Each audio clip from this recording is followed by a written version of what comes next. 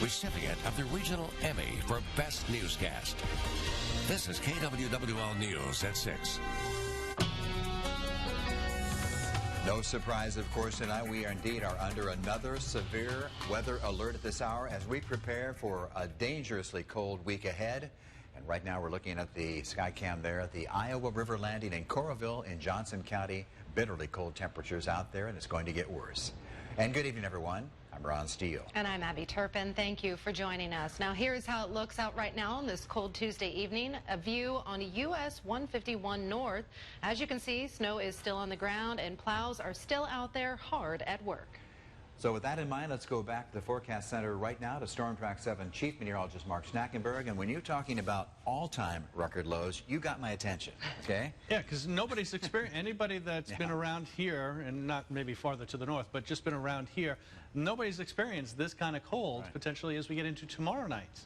We got to get through tonight, which is going to be record-breaking for tonight. And then there's some winds, and then during the day tomorrow, it's dangerously cold, exposed skin, extremities. Frostbite in 5-10 minutes, so use caution as you get out and about if you have to. Wind chill warning remains in effect for tonight, tomorrow night, and into the morning hours here on Thursday. Temperatures right now are anywhere from 2 below in Washington to as cold as 13 below in Decorah. And then you factor in the wind that's blowing some of the snow around out there in the open country. And use caution. Some of the roads are slick still. Look at the wind chill numbers, anywhere from 25 to 42 below zero at this hour. Wind chills by morning will be in the 50s to about 60 degrees below zero. Temperatures remain brutally cold here through tomorrow and tomorrow night. And then after that, a warm-up with temperatures above normal as we head into the upcoming weekend. The Storm Track 7 forecast in just a bit. Hey, Marky, thank you very much. And talk about a rarity. It's too cold even for the United States Postal Service, suspending delivery tomorrow due to these bone-chilling temperatures. That's right. Delivery operations are suspended now for Iowa, Minnesota, western Wisconsin, and western Illinois. This means that there will be no mail pickup from businesses or collection boxes. Additionally, there will be no residential or commercial package pickup services as well. And we also know that retail operations will be limited. And the University of Northern Iowa in Cedar Falls has canceled classes for both tomorrow and again on Thursday. Now, this comes after many viewers emailed in about an email sent out by the UNI provost addressing the college's weather policy overall. It reads in part, this week and next are reminding us we live in Iowa and we do get cold, snowy weather. That came after some students say they were concerned about the university not canceling classes during cold and snowy weather.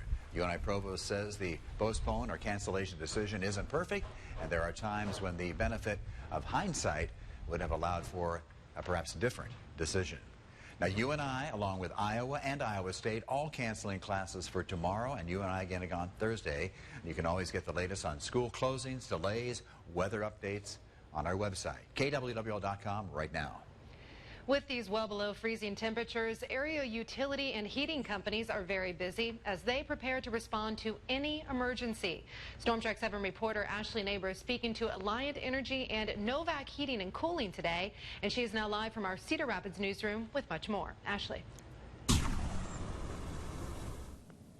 Well, Abby, 26 below zero. That is the temperature low before wind chill on Wednesday. Now, the concern is really going to be about equipment breakdowns. Alliant and Novak Energy tells me things like meters and furnaces are really just built to withstand temperatures around 10 below zero.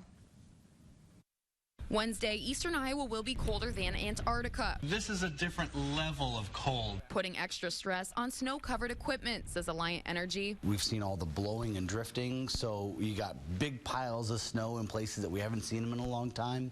It's a big time to remind folks, you need to clear your gas meter of snow and ice, and you need to clear the vents on the side of your house where your furnace and water heater vent out. Clear the pipes carefully as to not crack them. Power outages or furnace breakdowns in these temperatures are big emergencies, and Alliance says their crews are ready. It's also all hands on deck at Novak Heating and Cooling, where they're dedicating themselves to responding to emergencies. Right now, we're just trying to keep up with people that lose their heat altogether. That's kind of the most critical thing right now. Some of the other stuff we're putting off. Both companies say checking your furnace filters, making sure exhausts and venting systems are clear of snow are a must. So what's the ideal temperature to set your thermostat? Well, they say it depends on your insulation. Even though maybe the middle of the house is set at 60 degrees, with it being as cold as it is, if it's not well insulated, the edges and those outer walls where you might have water pipes could be below freezing. The concern is also on carbon monoxide. They recommend getting a sensor today. If you have gas appliances like a stove or oven, don't use those to try and supplement heating. They can create carbon monoxide, which can be a very dangerous situation.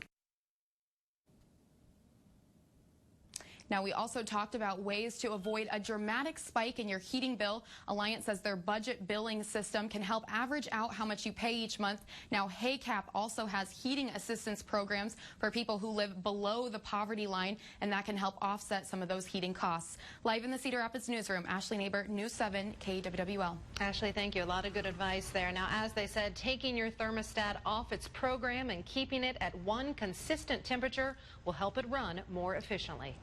And of course, along with keeping your house warm, being reminded tonight to protect those water meters and pipes, as Justin Foss of Alliant reminded everyone just a moment ago. The City of Cedar Rapids Water Division wants to remind residents that below zero temperatures can actually freeze water pipes and even the meters, advising customers to follow these steps. Open your cabinet doors under the sink, help that circulate the warm air near your pipes, and then leave a very thin stream of water running from the tap furthest from your water meter when temperatures drop below 10 degrees Fahrenheit. So also make sure your outside exhaust vents are clear of snow and ice. Well, how you travel around the city might affect your plans tomorrow. Due to the extreme cold temperatures, Met Transit in Waterloo is canceling bus routes for tomorrow. Decision about resuming services will be made on Thursday. This comes after many reports predicting the temperature for Wednesday's high will be negative 17 degrees. And the cold weather is forcing some businesses to cancel operations. The Waterloo Library is closing Wednesday and opening now on Thursday. However, we do know the Cedar Rapids Public Library downtown is going to accommodate individuals who need a warm place to be by opening their doors early tomorrow. The library will open at 8 a.m. on Wednesday and Thursday, and they plan to serve coffee, hot chocolate, and pastries. You know, I guess it's safe to say we're all used to cold weather right here in eastern Iowa, but nothing like this. We are about to experience record-breaking cold across the region. Meteorologist Denise Pelster has more now on how to dress yourself in this dangerous situation.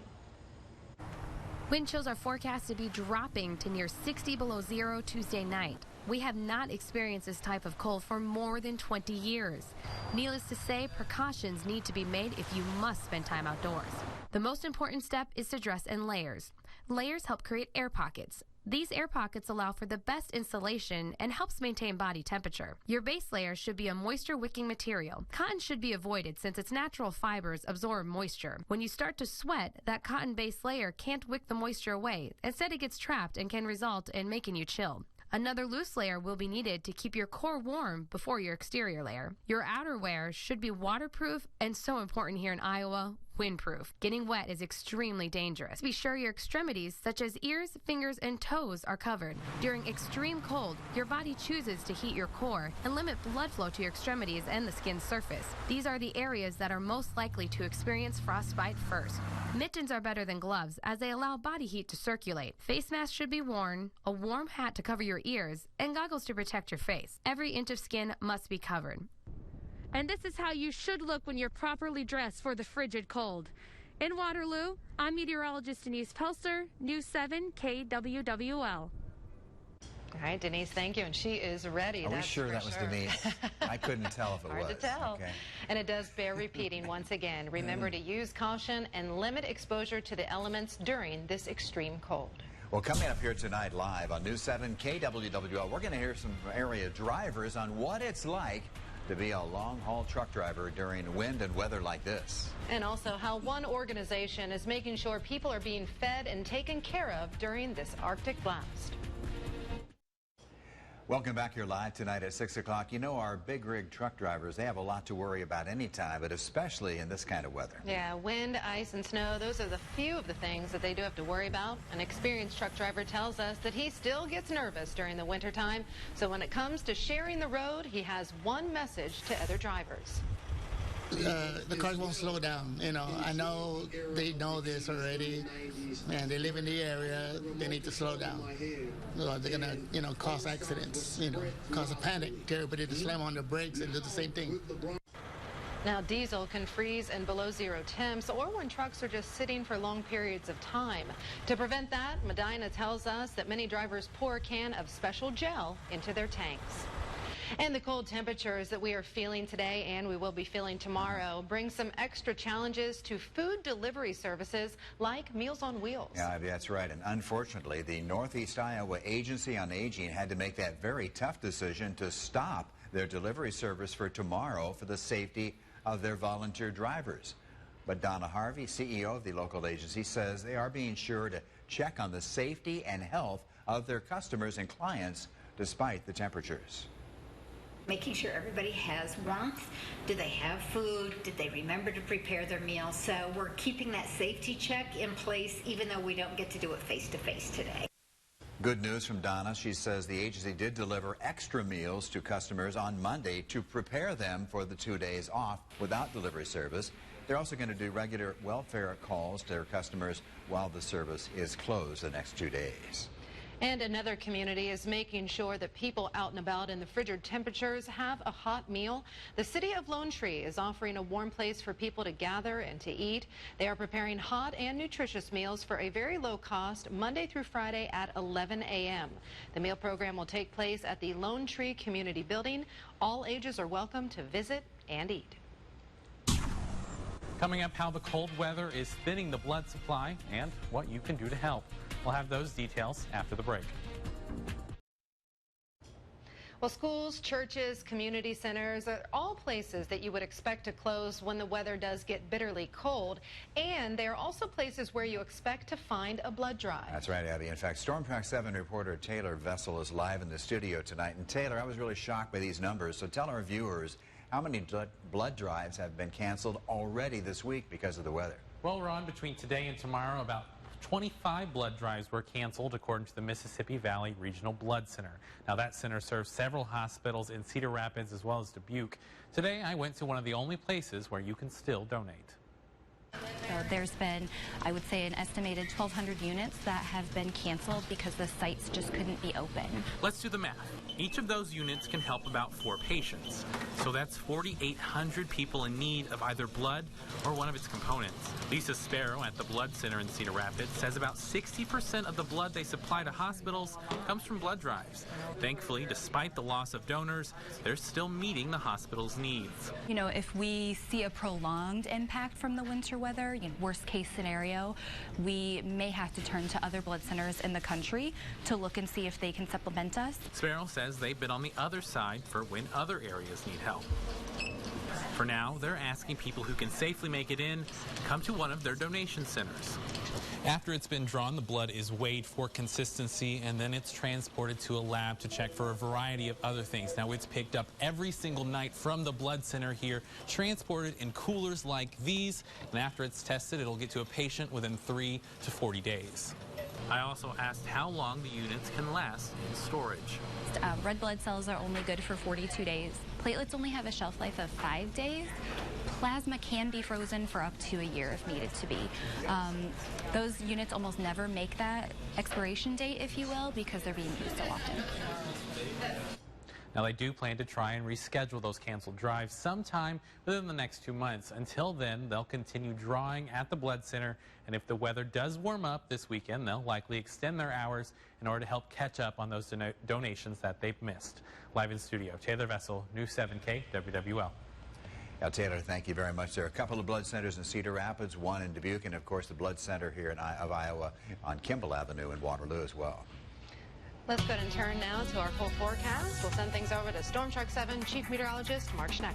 Dangerous wind chills are expected tonight, tomorrow night. We're You know, the extremities, you can get frostbite if exposed 10, maybe as early as 5 minutes or as soon as 5 minutes. So it's a very short period of time. It's a dangerous situation when it comes to being outside for any period of time. So limit that as much as you can. Wind chill warning in effect here for tonight, tomorrow, and into the day on Thursday through the morning hours. It does improve, though, as we get into the afternoon hours on Thursday. Here's a look at the record cold temperatures that we are expecting here tonight. Record on the left-hand side. The forecast low is on the right-hand side. These records are back in 1951 and 1904. Wind chill warnings are remaining in effect across eastern Iowa, with wind chills as cold as 60 below at times tomorrow morning and Thursday morning. Here's a look at the temperature right now. It's 15 below in Decorah. It is 12 below in New Hampton, 9 below in Waterloo, 8 below in Dubuque, Cedar Rapids, and 4 below in Iowa City and Washington. Factor in the wind that we have out there, and we already have wind chills down around 40, 45 below zero north, 25 below across our southern counties. And look at the wind chills farther to the north. All of this is coming in our direction. 47 below Minneapolis, 48 below in Duluth, 55 below in Fargo. Again, those are the wind chill numbers, and all that kind of cold and wind is going to settle over us here for tonight. That northwest wind right now, 10, 20 miles an hour, blowing some of the snow out in the open country across the roads and making the roads slick still. So use caution as you look at the wind forecast. It stays a bit breezy here through the morning hours and until maybe about the lunch hour. After that, the wind does die down. Notice the wind is very light after about, say, 5 o'clock or so. That sets the stage for some very cold temperatures and potentially all-time record lows as we get into the morning hours on Thursday. Here's your wind chill forecast for tomorrow morning, down around 50, maybe 60 degrees below zero, and by the afternoon it doesn't change very much. So even as temperatures warm up a little bit, it's still a bit breezy, and we're looking at dangerous wind chills. Now, with the temperatures as cold as they're going to be here for Wednesday night into Thursday morning, it doesn't take much wind to get the wind chills down around 40 to 50, 55 degrees below zero. And then as we get into the afternoon hours here on Thursday, there is some improvement, but it is still cold out there. Look at these numbers in the 20s and 30s below zero. Now, as we look towards Friday morning, we're still below zero, but only in the teens below zero. Only in the teens below zero. As we look ahead to the clear sky, where we'll see overhead right now a few clouds as we look at our Storm Track 7 live weather network camera in Decorah. Temperatures. Yep, here we go. 25 to 30 degrees below zero. Wind chills well below that. High temperatures for tomorrow. These could be record cold high temperatures that we haven't seen for the month of January. Look at these numbers, and maybe even all time, 13 to 18 below. That is the high temperature for tomorrow. And then you got the wind and wind chills in the 40s below. As we look towards Thursday, there's a little snow a possibility with up to an inch in some locations. Clouds on Friday, and then a warm-up into the middle and upper 30s here for the weekend and early next week. But as that warmer air comes up over the snow, we've got some fog, some drizzle, maybe a wintry mix here, especially as we get into Sunday and again on Monday, something we'll continue to track over the next couple of days. All right, Mark, thank you. Still ahead, we'll turn to sports. The 16th ranked UNI wrestling team preparing for its biggest test of the season at number 2 Okie State. And the third-ranked Iowa Hawkeye wrestling team is going to meet 9th-ranked Nebraska on Super Sunday. Now, KWWL Sports. College wrestling rankings are out. The Iowa Hawkeyes have moved up to number 3 in the nation, behind top-ranked Penn State and second-ranked Oklahoma State in the latest NWCA coaches poll. Now, Iowa State is number 14 this week, while the Northern Iowa Panthers are number 16. The Hawkeyes won dual meets at number 21 Illinois and Northwestern over the weekend to be improved to 10-0 on the season. Iowa won 7 of 10 matches in the victory over the Fighting Illini, and the Hawkeyes took 8 of 10 matches in the win at Northwestern. On Super Bowl Sunday, Iowa visits 9th-ranked Nebraska, and head coach Tom Brands is looking for sharp performances in all 10 weight classes. We have a challenge. There's some, 97. That's a stingy guy. You look at 84. That's a big match for us right there. And we're gonna look forward to that 157-pound match. But as you know, and me being a broken record, we got to get ready for all 10. Hawks and Huskers take the mat Super Sunday at noon in Lincoln. UNI, 16th ranked team in the country wrestling, also picking up a couple of impressive Big 12 conference wins last week over Northern Colorado and University of Oklahoma. The wins improved the Panthers' record to 5-4 overall, including a perfect 5-0 in the Big 12. This week, the road gets a little tougher as the Panthers visit second-ranked Oklahoma State. Got a big opportunity this weekend with Oklahoma State. The highest ranked team, obviously, in the Big 12. So, you know, up and down lineup, it's a really good team. But that's the type of team that we're going to have to be able to beat. I mean, those are the type of teams. If you want to be one of the best teams in the country, you got to be able to beat the best teams in the country. So we get an opportunity this week. Panthers face second-ranked Oklahoma State Friday night at 7 in Stillwater. That'll be a great match. Well, man, they already beat Oklahoma. That's pretty good, too. It's going to be tough. All right. All right, Rick, thank you. Well, with this Arctic blast, it's a perfect evening to stay in for game night. And beginning at 7 o'clock tonight, we have got back-to-back episodes of Ellen's Game of Games. So get warm and cozy around your TV and have some fun with KWWL tonight. All right, a quick final check of our forecast. Dangerously cold here tonight, tomorrow, and tomorrow night. It gets better by the weekend. Thank you for joining us. Back here tonight at 10. Be careful out there.